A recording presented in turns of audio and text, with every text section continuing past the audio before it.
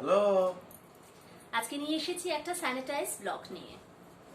আজকে অন্যান্য ব্লগে আমরা যে ভিডিও পোস্ট করি সেরকম কিন্তু আমরা ভিডিও পোস্ট করছি না। আজকে আপনাদেরই কমেন্টের অ্যান্সার আমরা দেব এই ব্লগে। তাহলে হোক রেডি। আমরা নিয়েছি একদম শেষ থেকে বেশ কিছু বন্ধুর কমেন্টস। সেই কমেন্টস অনুসারে সেই প্রশ্নগুলো আমরা আজকে আলোচনা করব। প্রতি সপ্তাহে আমরা এই সেশনটা রাখছি এবং প্রত্যেকের ব্যাপারেই কিন্তু আলোচনা হবে। আজকে যাদের নিয়ে আলোচনা হলো না মনে করবেন না যে পরের দিন তাদের নিয়ে আলোচনা হবে না, এরকম নয়, সবার হবে, ইচ অ্যান্ড এভরিবডি, কারণ প্রত্যেকে আপনারা আমাদের জন্য ভীষণ প্রিসিয়াস। তা শুরু করছি। শুরু করো। খুলে নিলাম। সৌমিক বিশ্বাস চার্চের ভিডিওতে লিখেছে হোয়ার ইট ইজ। দাদা আপনি জিজ্ঞাসা করেছেন হোয়ার ইট ইজ। এটা হচ্ছে শিলং চার্চ। আমাদের যে বড় বড় যে খ্রিস্টানদের চার্চগুলো রয়েছে তার মধ্যে এই চার্চটা হচ্ছে একটা অন্যতম। এই চার্চের একটা বিশেষত্ব হলো এই চার্চে কিন্তু দোতলা তিনতলা পর্যন্ত 4 চাকা গাড়ি ওঠে। হ্যাঁ, আমরা তো গেছিলাম, নিজের চোখে দেখতে এসেছি। আর ওয়েদার এত ক্লিন, এত পরিষ্কার আকাশ, শিলংয়ের আকাশ, ভিডিওটা দেখলে আপনারা বুঝতে পারবেন, খুব ভালো লাগবে।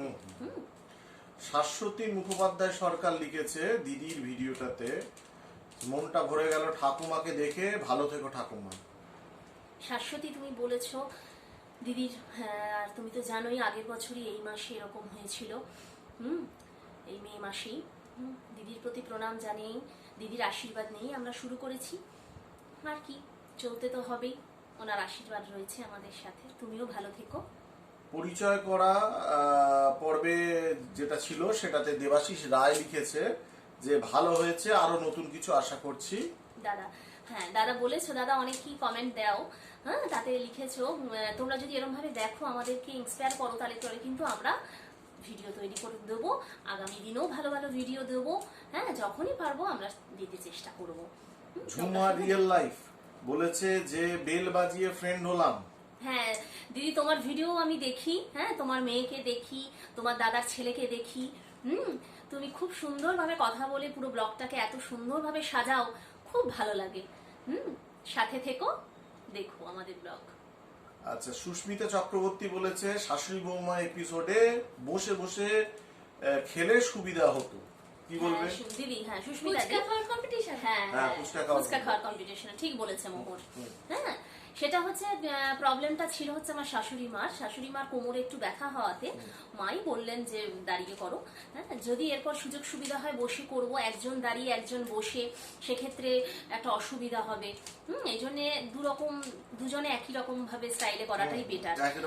চেষ্টা করব সামনের বার যদি তাতে সমতা থাকে, দুজনের সমতা থাকে। এ বলবে আমি এরকম ব্যাপার হলো না। সামনের বার যদি আবার কোনো না কোনো দিনে তো করব, তখন তাহলে বসে করব যদি পারি। আমাদের প্রিয় ময়ূরী চ্যাটার্জি লিখেছে যে বৌদির মনটা খুব ভালো, শাশুড়ি মাও খুব ভালো, এরকম দেখা যায় না।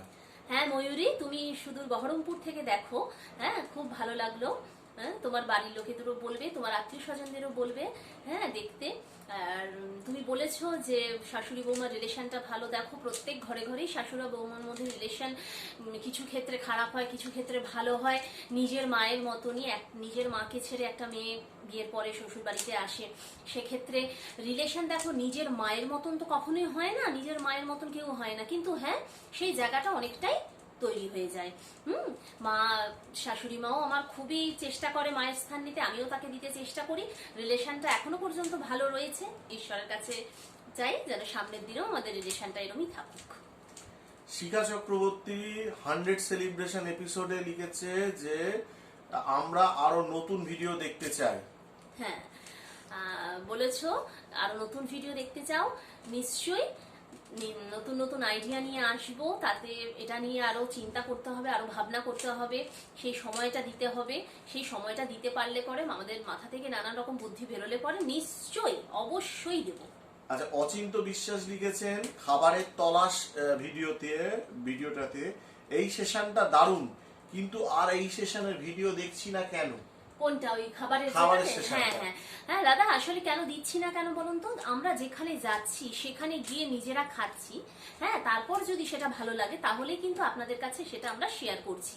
আর বুঝতে পারছেন এখন দেখবেন ফেসবুক বলুন, ইউটিউব বলুন, মাঝে মধ্যে কিছু ভালো রান্না করে দিলেও বা ঘর কিছু ভালো একটা জিনিস আপনাদের সাথে শেয়ার করতে গেল মনে ভয় লাগছে যে সবাই তো সমান না, কেউ কমেন্ট দিলেন যে এই সিচুয়েশনেও আপনাদের এরকম করতে ইচ্ছা করছে, তখন নিজেরও একটা বাজে লাগবে। কিন্তু দেখুন আমরা তো দিনের পর দিন মানে আশা করি কোভিডের প্রথম এটা থেকে কবে থেকে আরম্ভ হয়েছে, আগের বছর থেকে আরম্ভ হয়েছে, এইভাবে যদি মানুষ ঘরের কোণে বসে থাকে মনে কষ্ট নিয়ে, আমরা কি বাঁচতে পারবো বলুন তো? আমরা পারবো না, আর মনের ভেতর থেকে আরো মরে যাব, কিছুতেই পারবো না।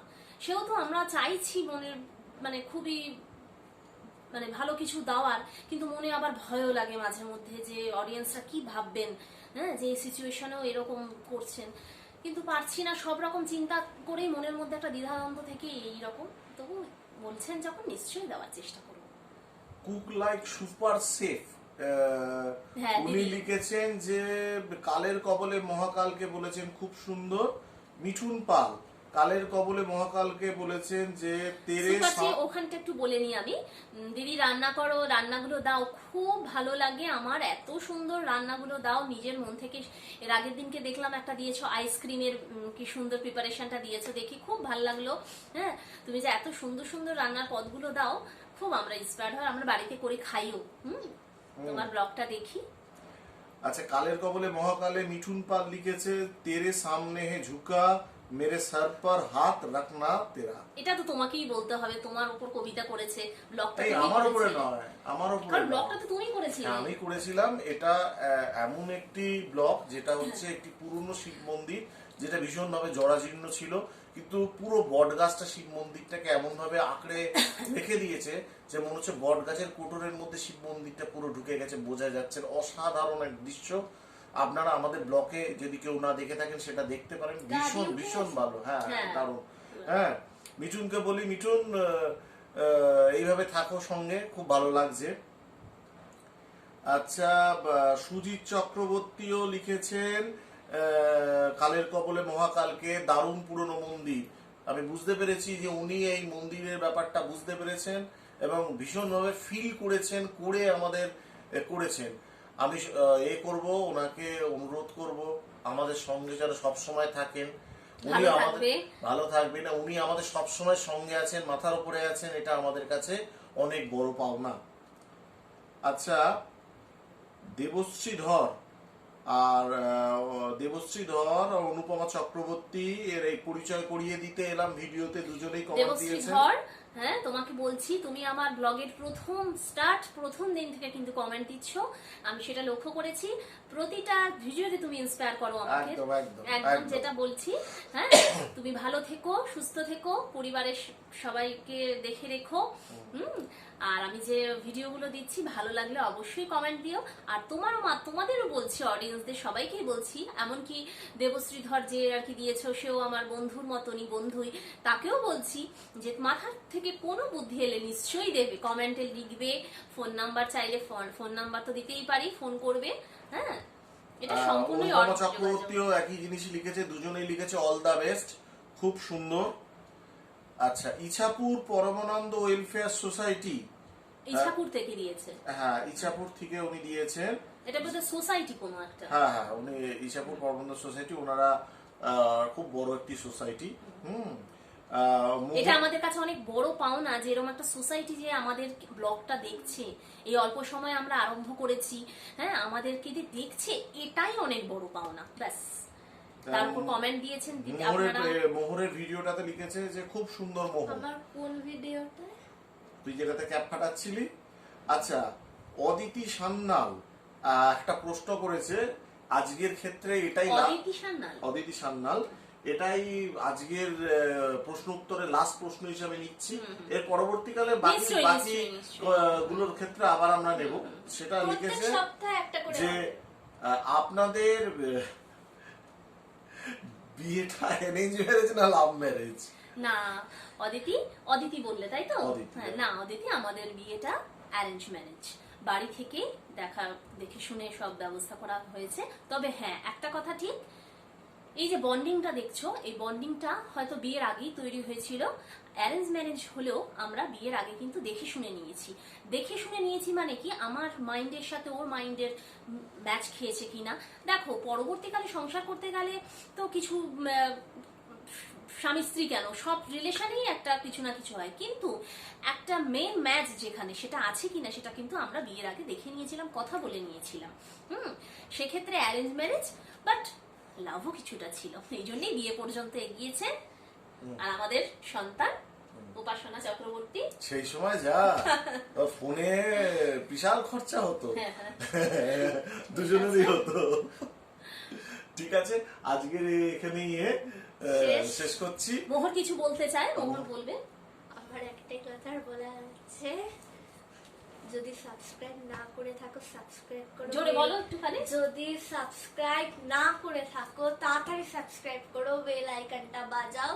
তাতে কি হবে, যদি তোমরা বেল আইকনটা বাজিয়ে দাও তাহলে আমাদের কোনো নতুন ভিডিও হলে তোমাদের ফোনটা টিং করে বেজে উঠবে। আর লাইক করো, শেয়ার করো। আশা করি এই সেশনটা ভালো লাগলো। এই সেশনটা কেমন লাগলো সবাই আপনারা জানাবেন। আজকের ব্লগ এখানেই শেষ করছি, আবার আসবে একটা নতুন স্যানিটাইজ ব্লগ নিয়ে। নমস্কার। টাটা।